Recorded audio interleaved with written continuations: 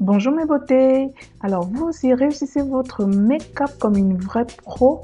Donc comme vous savez, moi je ne vous cache rien, je vous montre tout.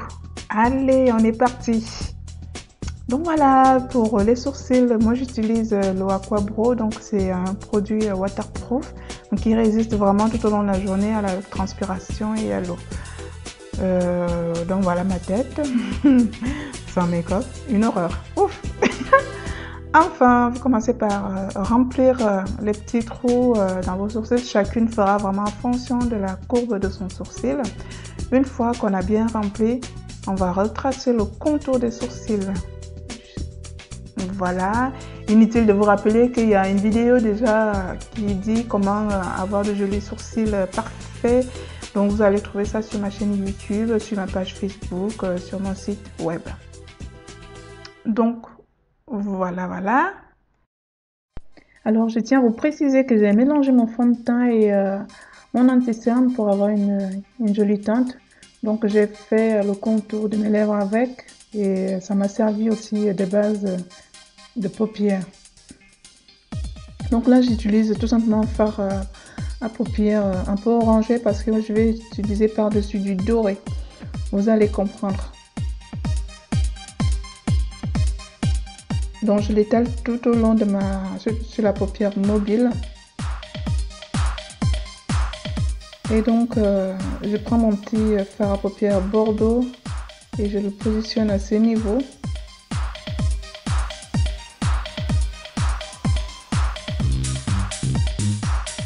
Donc voilà mon fard à paupières pailleté. C'est des paillettes très dorées mais vraiment très sublimes.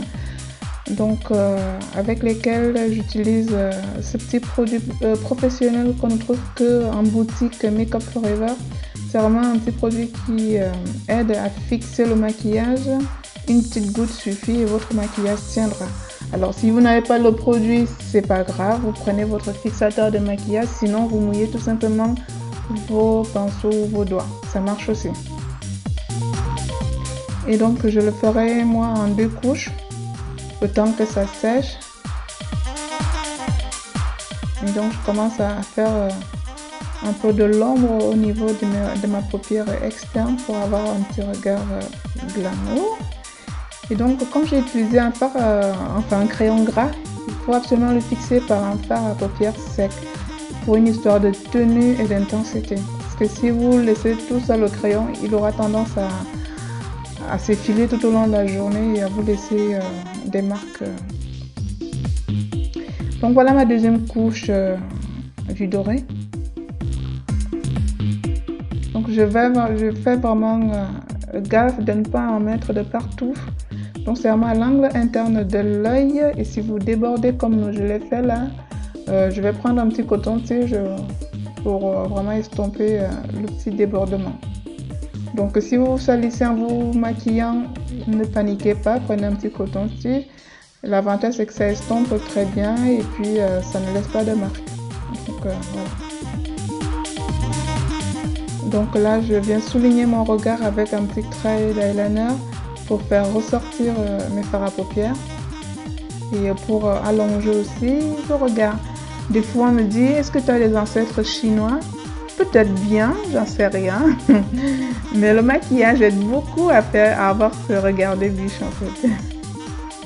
Donc là, je vais poser mes faux cils. Alors les filles, vous pouvez y aller. Les faux cils, oh là là, c'est génial. C'est le regard, waouh, tout de suite, ça donne de l'intensité. Non, c'est vraiment super. Donc à essayer.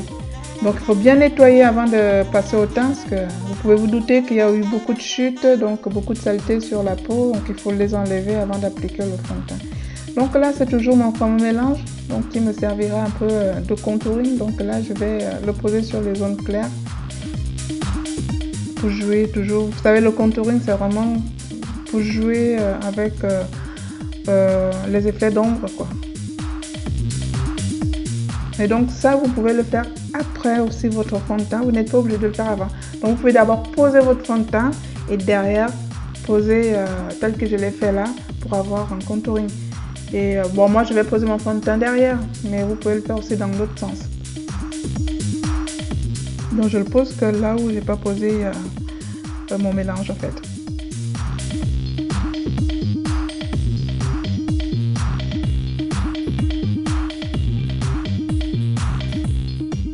c'est une petite poudre matifiante, elle est vraiment top parce que elle n'est pas du tout blanche en fait. Il faut la poser et attendre que ça fixe bien, que ça s'imprègne au maquillage et derrière vous venez balayer avec le pinceau. Et idéal aussi pour les peaux grasses. Si vous avez tendance à briller beaucoup, ça c'est vraiment, ça absorbe pas mal l'excès de sébum, donc elle est vraiment, elle est chouette pour les peaux mixtes à grasse. Donc là, vous avez vu ma bouche, je n'avais pas le rouge à lèvres adéquat, du moins ce que je voulais. Donc j'ai mélangé du noir à ce petit violet plus mon petit nude pour faire un petit dégradé, histoire d'avoir vraiment ce que je voulais avoir.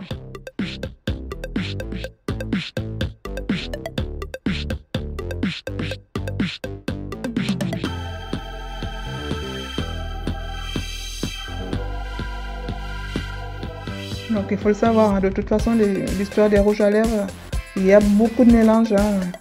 Il y a vraiment énormément de mélanges de plusieurs rouges à lèvres pour arriver à avoir quelque chose d'assez unique qu'on ne trouvera peut-être pas quand on veut acheter un rouge à lèvres.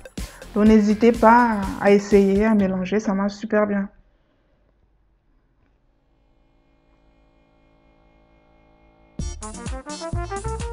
Donc c'est ma poudre de finition. Donc ça c'est tout à la fin de mon maquillage. Donc comme vous avez vu, j'avais un teint un peu plus blanc. Donc c'est une poudre vraiment qui réchauffe le teint. Et du coup, elle est vraiment bien pour des peaux noires. Vraiment à conseiller, n'hésitez pas si vous avez envie de changer, d'avoir une bonne poudre matifiante et qui vous réchauffe le teint. C'est un peu ma terracotta à moi. Et donc on fixe le tout, sachant que le fixateur de maquillage réveille l'éclat du make-up. Et bien aussi ça fixe, c'est-à-dire vous allez bouger, vous allez être dynamique, donc votre maquillage il tiendra. Et donc une fois qu'il a séché, on vient enlever l'excès de brillance avec votre poudre normale. Donc là la mienne c'est la MAC. Donc j'enlève juste légèrement ce qui est de brillant sur la peau. Et donc ça c'est ma palette de highlighting, donc la marque Sleek, je l'ai achetée à Sephora. Donc vous avez des matières crémeuses et des matières sèches, du doré et du rosé. Donc à vous de jongler pour mettre ce qui vous fait envie. On commence à voir le bout, enfin, oh mon Dieu.